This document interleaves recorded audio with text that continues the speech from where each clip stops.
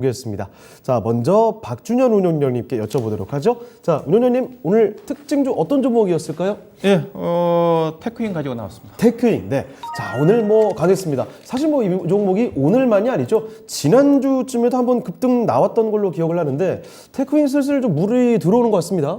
예, 최근에 미국의 반도체 장비 종목들은 상당히 괜찮지 않습니까? 예. 근데 국내 반도체 장비 회사들은 미국 시장에 비해서 많이 부진합니다. 근데 그 중에서 테크인 주가 자체만 독보적으로 좀 올라오고 있는데요. 오늘도 좀 비교적 큰 폭으로 올라왔는데, 예.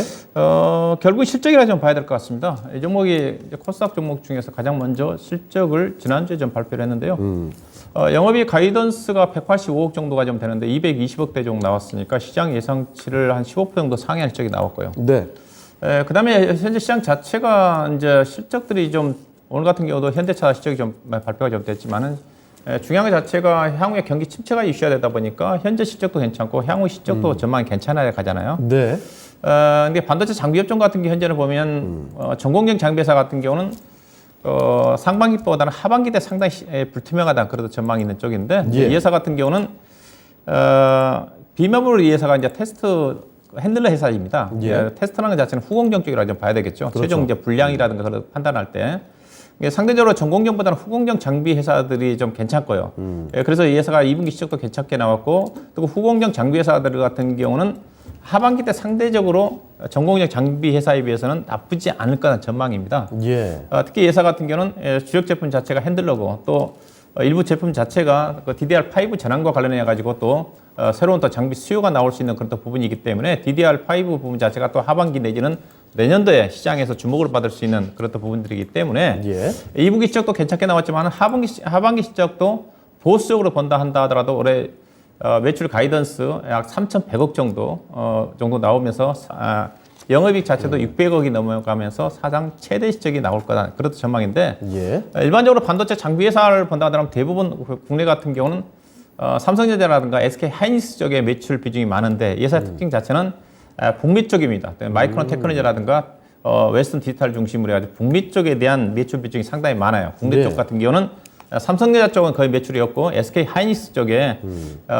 테스트 핸들러를 중심으로 해서 반도체 장비를 공급한 회사라 좀 봐야 될 것 같은데 즉 네. 북미 쪽에 투자가 좀 전개가 좀 되면서 마이크론 테크놀로지 중심으로 해서 실적이 상당히 좋게 나왔다. 네, 그렇게 좀 보셔야 좀 될 것 같고요. 예. 표가 나오고 있지만은 주가가 올해 사상 최저적이고요. 네. PR 기준으로 지금 6배 되는 수준이기 때문에 주가가 상당히 싸다. 내년도 실적 전망치도 상당히 경기 침체를 염두에 두는 보수적인 전망을 가정한다 하더라도 상당히 낮은 수준이라 좀 봐야 될 것 같아요. 문제는 예사가 이제 실적 발표 이후에 시험을 잘 가다가 약간 주춤거렸던 것 자체가 예사가 네. 파생상품 손실이 아직 단기 순손실, 영업이익만 발표했기 때문에 예. 손실이 좀 나올 거란 전망이 있었어요. 예사가 해외 쪽에 수출로 좀 하다 보니까 선물한 매도를 좀 해놓은 상태인데 그러다 보니까 환율이 올라가게 되게 되면 평가 손실이 나게 돼 있습니다.